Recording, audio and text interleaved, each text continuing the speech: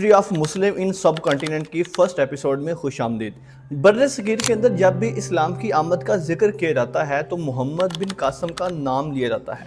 یقیناً محمد بن قاسم ہی وہ پہلا شخص ہے جو 712 عیسوی کے اندر اس علاقے کے اندر مسلمانوں کی حکومت کو لے کر آنے والا بنا۔ آج کے اس گفتگو میں ہم 3 سوالوں کے جواب ڈھونڈیں گے۔ سب سے پہلے نمبر پر محمد بن قاسم اس علاقے میں کیوں آیا؟ کیوں ضرورت اس کو پیش آئی؟ کیا واقعی وہ ایک عورت کی پکار پر یہاں پر آیا تھا؟ دوسرا سوال، محمد بن قاسم بڑے مختصر عرصے صرف 3 سال کے دورانیے کے بعد اس علاقے سے واپس چلا گیا، کیوں چلا گیا؟ تیسرا سوال، محمد بن قاسم کے اوپر یہ ایک الزام لگایا جاتا ہے کہ اس نے راجہ داہر کی بیٹیوں کے ساتھ بدسلوکی کی، جس کی پاداش میں اس کو پھانسی یا قید کروا دیا گیا۔ کیا یہ الزام واقعی ٹھیک ہے یا صرف ایک کہانی ہے؟ آج کی اس ویڈیو میں انشاءاللہ ہم ان تینوں سوالات کے جواب ڈھونڈیں گے۔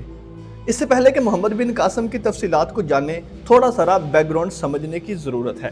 جب اسلام کا آغاز ہوتا ہے تو نبی صلی اللہ علیہ وآلہ وسلم کے بعد حضرت ابوبکر صدیق رضی اللہ تعالیٰ عنہ حکومت سنبھالتے ہیں۔ 2.5 سال کی مختصر حکومت کے بعد ان کا انتقال ہو جاتا ہے اور پھر حضرت عمر فاروق رضی اللہ تعالیٰ عنہ حکومت سنبھالتے ہیں۔ حضرت عمر فاروق کے دور میں 2 بڑی سپر پاور تھی، ایران اور روم۔ حضرت عمر فاروق رضی اللہ تعالیٰ عنہ اپنے زمانہ حکومت میں ان دونوں کو شکست دیتے ہیں۔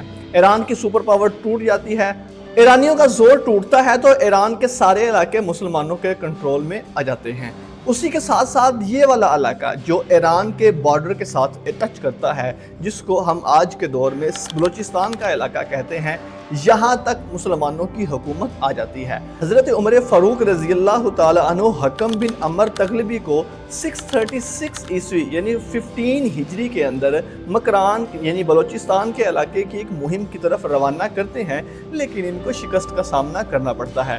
اس کے بعد حضرت عثمان غنی نے عبداللہ بن عمر کو 650 عیسوی یعنی 30 ہجری کے اندر دوبارہ مکران سے آگے پیش قدمی کرنے کے لیے بھیجا۔ وہ برگد اور تھانہ کے علاقوں تک پہنچے، لیکن یہاں پر بھی ان کو شدید مزاحمت کا سامنا کرنا پڑا اور یہ لوگ واپس چلے گئے۔ محمد بن قاسم یہاں پر کیوں آیا؟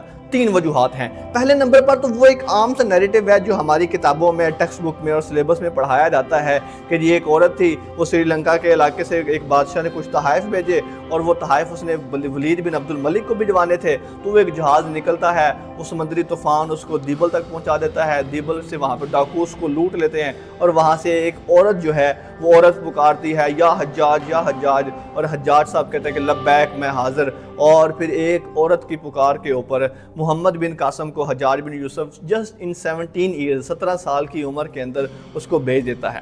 یہ نیریٹو جو ہے یہ عام طور پر کتابوں کے اندر جو پاکستان اسٹڈی یا پاکستان کے سلیبس کے اندر پایا جاتا ہے، یہ عام طور پر لیا گیا ہے نسیم حجازی کے ناول سے۔ اس کا ناول ہے محمد بن قاسم۔ یہ اگر آپ انٹرمیڈیٹ پارٹ 2 کی کتاب دیکھیں تو اس کے اندر بھی یہ پہلی فتح کا باقاعدہ ایک ٹاپک ہے۔ اب یہ ناول پڑھے تو اس میں پورا ڈرامیٹیکلی اور پورے کردار کو بنا کر عورتوں کا کردار اور سسپینس اور رومانس کے ساتھ اس کو پیش کیا جاتا ہے، لیکن اگر ہم اس کا ہسٹوریکل پوائنٹ آف ویو سے دیکھیں تو سب سے پرانی جو کتاب ہے جہاں سے اس کا ماخذ ملتا ہے وہ احمد بن یحییٰ البلازری کی تاریخ بلازری ہے، جو کہ اس واقعے کے 170 سال بعد لکھی گئی ہے۔ اس کے بعد تاریخ طبری ہے، تاریخ رسل والملوک، یہ 10ویں صدی کی کتاب ہے، یہ 200 سال بعد لکھی گئی ہے اس واقعے کے۔ اس کے بعد الکامل فی تاریخ آتی ہے، تاریخ ابن اسیر کی جو 13ویں صدی کی کتاب ہے، جو 500 سال بعد لکھی گئی ہے، اور جو سب سے بڑا اور اتھینٹک ماخذ سمجھا جاتا ہے، وہ لوگ جنہوں نے عربک کے ساتھ اس کا کنسرن نہیں ہے، وہ صرف اردو یا سندھی پڑھتے ہیں، وہ اس کے بارے میں چچ نامہ جو کتاب ہے وہ علی بن حامد بن ابی الحسن کوفی کی لکھی ہوئی کتاب ہے، وہ بھی 13ویں صدی کی کتاب ہے اور اس واقعے کے 500 سال بعد لکھی گئی۔ لیکن یہ والا واقعہ جو نسیم حجازی نے کیا ہے، اس میں ایگزیجریشن بھی ہے، ڈیفینیٹلی ہوتی ہے، کیونکہ جب آپ نے ناول لکھنا ہے، فکشن آپ نے لکھنا ہے، تو پھر اس میں آپ کو رنگ بھرنے پڑتے ہیں، سسپینس بھرنا پڑتا ہے، تاکہ پڑھنے والا پورے فوکس کے ساتھ اس کو پڑھے۔ ایک سمپل ریزن جو عام طور پہ کامن یا مشہور ہے वो ये नहीद का मसला है। दूसरे नंबर पर बड़ा मसला और बड़ा सेंसिटिव पॉइंट वो ये है कि उस वक्त मुसलमान एक सुपर पावर थे। मुसलमानों की बर्र सगीर के ऊपर सिर्फ हुकूमत नहीं थी, बल्कि उनकी ईरान के ऊपर, शाम के इलाके के ऊपर, पूरा अरब, अफ्रीका और मावराउ नहर के सारे इलाकों के ऊपर उनकी हुकूमत थी। और उसके साथ साथ ये वाला जो इलाका है, जो पाकिस्तान मौजूदा है, इंडिया का इलाका है, ये एक समंदरी गुजरगाह है, ये एक ट्रेड रोड है, यानी कि इस रास्ते से गुजरकर सारी शॉपिंग, सारी ट्रेडिंग होती है। यहाँ से लोग मसाला जात, दवाइयाँ वगैरह ले जाकर अरब में सेल करते थे और अरब से वहाँ पर चीज़ें लाकर इन इलाकों में सेल होती थी। और अगर ये किसी हद तक मान लिया जाए कि समुद्री डाकुओं ने लूटा था या ऐसा कोई पॉइंट था, तो ऐसी सूरत में ये ट्रेड वाला रास्ता महफूज नहीं रहता, यानी कि इस रास्ते के ऊपर खतरा है कि जैसे ही आपका जहाज जाएगा तो मुमकिन है समुद्री डाकू लूट रहे। अगर हम थोड़ा सा पॉइंट ये शामिल कर लें कि पॉसिबल है कि किसी समुद्री डाकू ने कोई जहाज लूटा हो, और दूसरा पॉइंट ये है कि जब ये खबर किसी न किसी तरीके आगे पहुंच गई है कि हमारा जहाज लूटा गया, तो डेफिनेटली ये खबर वाइब्स आती हैं कि भाई ये रास्ता सेफ नहीं है, तो उसका फिर क्या नतीजा होगा? इस रास्ते से ट्रेड या तो ख़त्म हो जाएगी या कम हो जाएगी, और जब ट्रेड ख़त्म या कम होगी तो डेफिनेटली इसका असर हुकूमत के ऊपर भी पड़ता है। मोहम्मद बिन कासिम के सिंध पर हमला करने की एक तीसरी बड़ी अहम और सेंसिटिव रीज़न वो ये है कि वलीद बिन अब्दुल मलिक के दौर में ओमान, जो कि एक मुल्क है, वहाँ पर उस वक़्त अमीर सईद गवर्नर था। ओमान में मुआविया बिन हारिस अलाफी और उसके भाई मोहम्मद बिन हारिस अलाफी ने खलीफा वलीद बिन अब्दुल मलिक के खिलाफ बगावत कर दी, और इस बगावत में गवर्नर ओमान अमीर सईद मारा गया। ये बगावत कुचली तो गई, लेकिन मुआविया बिन हारिस अलाफी और भाई मोहम्मद बिन हारिस अलाफी ने ओमान से भागकर मकरान यानी सिंध बलोचिस्तान के इलाके में राजा दाहिर के यहाँ पनाह ले ली। तो ये तीन रीजंस बनती हैं मोहम्मद बिन कासिम के सिंध पर हमला करने की। नहीद वाला पॉइंट भी किसी हद तक हो सकता है, लेकिन जिस तरह नसीम हिजाजी ने फिक्शन बना दिया उसको, वैसा तो बिल्कुल नहीं हो सकता। सेकंड नंबर पर ट्रेड वाला रास्ता खतरे में पड़ रहा था। एंड थर्ड वन ये है कि ये राजा दाहिर जो है उस वक़्त के सियासी मुखालफिन को पनाह दे रहा है, इसलिए मोहम्मद बिन कासिम को भेजना जरूरी हो गया था। 711 ईस्वी यानी 92 हिजरी के अंदर हज्जाज बिन यूसुफ अपने भतीजे या अपने दामाद या अपने चचाजाद, ये तीनों रिश्ते बन सकते हैं, मोहम्मद बिन कासिम को जस्ट इन 17 ईयर्स के अंदर फौज देकर रवाना करता है मकरान के इलाके की तरफ। मोहम्मद बिन कासिम शिराज, मकरान, लसबेला से होता हुआ सिंध के अंदर आ जाता है और यहाँ के हुक्मरान राजा दाहिर को शिकस्त देकर मौजूदा पाकिस्तान के शहर मुल्तान तक की अपनी हुकूमत को वसी कर लेता है। साल है 714 ईस्वी। वलीद बिन अब्दुल मलिक के बाद उसका भाई सुलेमान बिन अब्दुल मलिक खलीफा बनता है। सुलेमान बिन अब्दुल मलिक को हज्जाज बिन यूसुफ के साथ कुछ पर्सनल ग्रज है। हज्जाज बिन यूसुफ तो वलीद बिन अब्दुल मलिक के दौर में ही फोत हो चुका है, लेकिन सुलेमान बिन अब्दुल मलिक हर वो शख्स कि जिसका हज्जाज बिन यूसुफ के साथ डायरेक्टली या इनडायरेक्टली कोई भी ताल्लुक है, उनसे इंतकाम लेता है, और मोहम्मद बिन कासिम भी इसी इंतकाम का हिस्सा बनता है। एक बड़ी इंटरेस्टिंग स्टोरी यहाँ पर आती है। मोहम्मद बिन कासिम ने राजा दाहिर की दोनों बेटियों, जिनका नाम परमला देवी और सूर्या देवी आता है, उनको गिरफ्तार किया और उनको वलीद बिन अब्दुल मलिक के पास भेज दिया।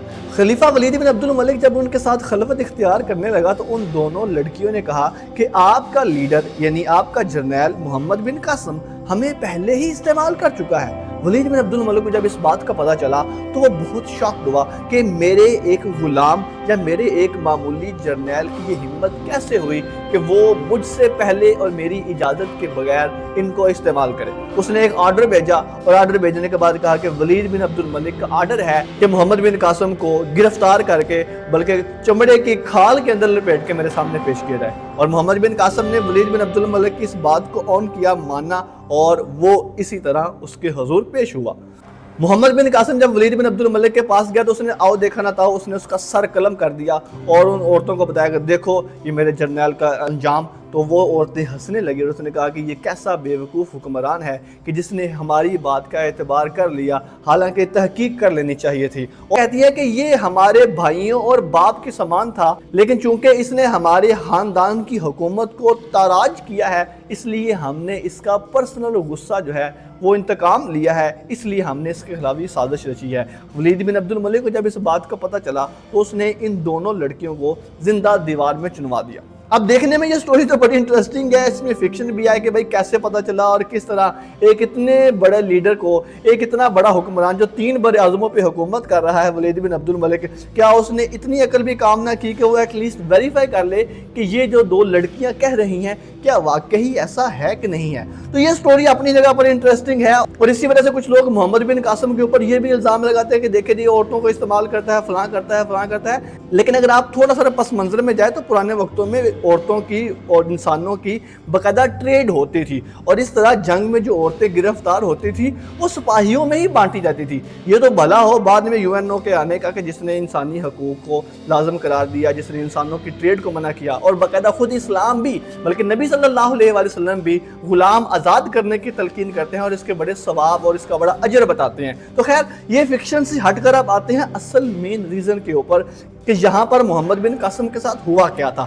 اصل میں محمد بن قاسم کی شخصیت میں نے بتایا کہ حجاج بن یوسف کے ساتھ کنیکٹڈ تھی، اور سلیمان بن عبد الملک یعنی ولید بن عبد الملک کا بھائی جب سلیمان بن عبد الملک خلیفہ بنا تو اس نے نہ صرف محمد بن قاسم بلکہ ہر وہ شخص جو ولید بن عبد الملک کا بڑا لیڈر تھا اس کو اس نے انتقام کا نشانہ بنایا۔ صرف محمد بن قاسم ہی نہیں بلکہ قتیبہ بن مسلم، موسیٰ بن نصیر کو بھی انتقام کا نشانہ بنایا گیا۔ سلیمان بن عبد الملک اپنی ان ساری خامیوں کی وجہ سے آج بھی تاریخ میں اچھے لفظوں سے یاد نہیں کیا جاتا۔ اس نے محمد بن قاسم کو واپس بلایا، یہاں پر یزید بن قبشہ کو گورنر سندھ بنا کر بھیجا، اور محمد بن قاسم کو اس نے واسطہ کی جیل میں بھیج دیا، اور وہاں پر یہ انتقال فرما گئے۔ اور یوں محمد بن قاسم کسی عورتوں کے انتقام کا نہیں بلکہ ایک سیاسی انتقام کا نشانہ بنا، اور وہ نوجوان جو صرف 17 سال کی عمر میں سندھ کو فتح کرتا ہے، صرف 23 ایئر یعنی 4 سال کی حکومت کے بعد وہ واسطہ کی جیل میں وفات پا جاتا ہے۔ محمد بن قاسم کے ساتھ اس علاقے سندھ کے اوپر کیا ہوا، مسلمانوں کی حکومت کیسے چلی اور کون آیا، یہ انشاءاللہ آپ اس نیکسٹ ویڈیو میں ڈسکس کریں گے۔ ابھی تک کے لیے اتنا ہی ہے، آپ کی سماعتوں کا بہت شکریہ۔ اللہ حافظ و ناصر۔